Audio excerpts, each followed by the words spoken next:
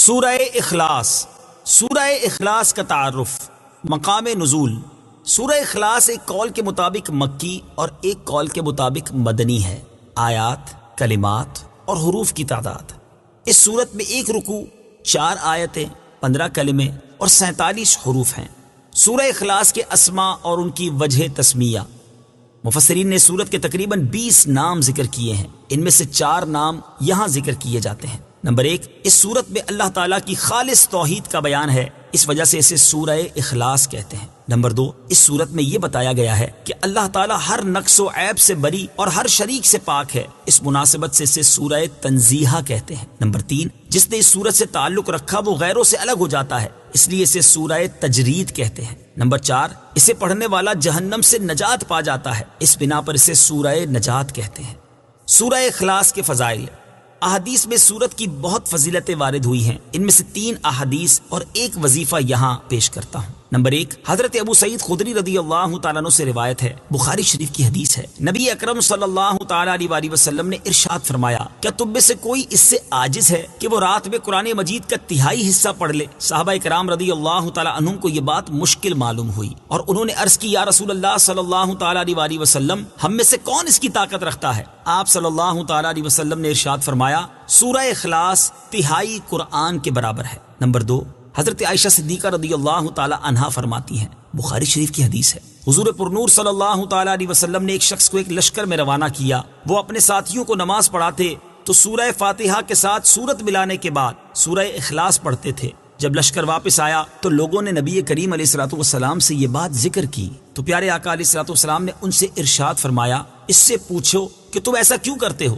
جب لوگوں نے اس سے پوچھا تو اس نے کہا، یہ سورت رحمان کی صفت ہے، اس وجہ سے میں اسے پڑھنا پسند کرتا ہوں۔ تاجدار رسالت صلی اللہ تعالیٰ علیہ وسلم نے ارشاد فرمایا، اسے بتا دو کہ اللہ تعالیٰ اس سے محبت فرماتا ہے۔ نمبر 3، حضرت انس رضی اللہ تعالیٰ عنہ سے روایت ہے، ترمذی شریف کی حدیث ہے، ایک شخص نے سید عالم صلی اللہ تعالیٰ علیہ وسلم سے عرض کی کہ مجھے اس سورت سے بہت محبت ہے، ارشاد فرمایا، اس کی محبت تجھے جنت میں داخل کر دے گی۔ نمبر 4، تفسیر ساوی میں لکھا ہے کہ جو شخص گھر میں داخل ہوتے وقت سلام کرے اور اگر گھر خالی ہو تو حضور اقدس صلی اللہ تعالی علیہ وآلہ وسلم کو سلام کرے اور ایک بار قل هو اللہ پڑھ لیا کرے تو انشاءاللہ فقر و فاقہ سے محفوظ رہے گا، اور یہ بہت مجرب عمل ہے۔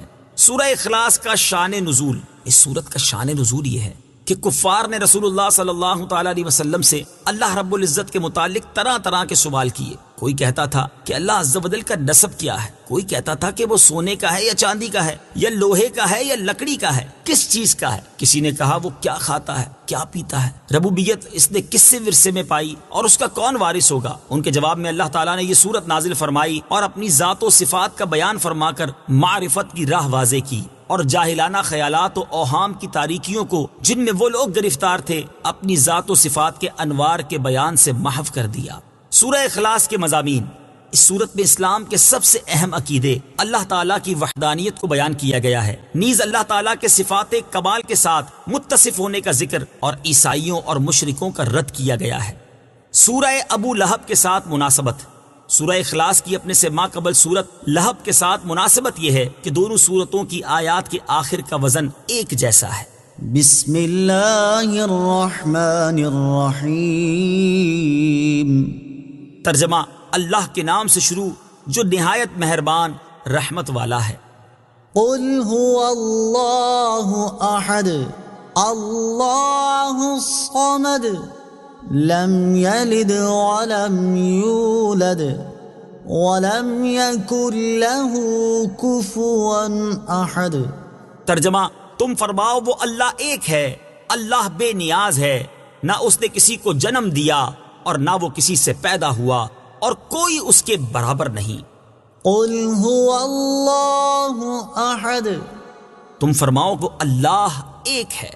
تفسیر صراط الجنان میں ہے، عرب میں کفار کی بہت سی قسمیں تھیں، دہریہ، مشرک، اللہ تعالیٰ کی صفات کے منکر اور اللہ تعالیٰ کے لیے اولاد ماننے والے وغیرہ۔ اس صورت میں ان سب کی تردید ہے۔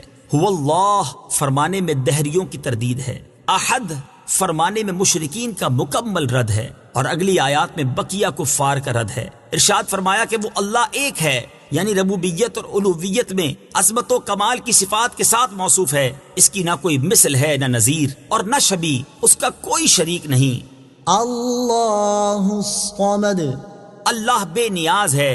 تفسیر صراط الجنان میں ہے، ارشاد فرمایا کہ اللہ تعالیٰ ہر چیز سے بے نیاز ہے، نہ کھائے نہ پیے، ہمیشہ سے ہے اور ہمیشہ رہے گا، کسی کام میں کسی کا حاجت مند نہیں۔ لم یلد ولم یولد نہ اس نے کسی کو جنم دیا اور نہ وہ کسی سے پیدا ہوا۔ تفسیر صراط الجنان میں ہے، اللہ تعالیٰ اولاد سے پاک ہے کیونکہ اولاد باپ کی جنس سے ہوتی ہے، اور اللہ تعالیٰ اس سے پاک ہے، یوں ہی وہ خود کسی سے پیدا نہیں ہوا کیونکہ وہ قدیم ہے یعنی ہمیشہ سے ہے، اور پیدا ہونا اس چیز کی صفت ہے جو پہلے نہ ہو اور پھر وجود میں آئے۔ اس میں مشرکین اور یہود و نصارہ سب کی تردید ہے۔ مشرکین فرشتوں کو اللہ تعالیٰ کی لڑکیاں کہتے تھے، یہودی حضرت عزیر علیہ الصلوۃ والسلام کو، جبکہ عیسائی حضرت عیسیٰ علیہ الصلوۃ والسلام کو خدا کا بیٹا مانتے تھے۔ ولم یکن له کفوا احد اور کوئی اس کے برابر نہیں۔ تفسیر صراط الجنان میں ہے، یعنی نہ ذات میں نہ صفات میں، کیونکہ وہ واجب ہے، خالق ہے، باقی سب ممکن، مخلوق اور حادث ہیں۔ اس کی صفات ذاتی، قدیم، غیر محدود ہیں، جبکہ مخلوق کی صفات عطائی، حادث اور محدود ہیں۔ صدق اللہ العظیم۔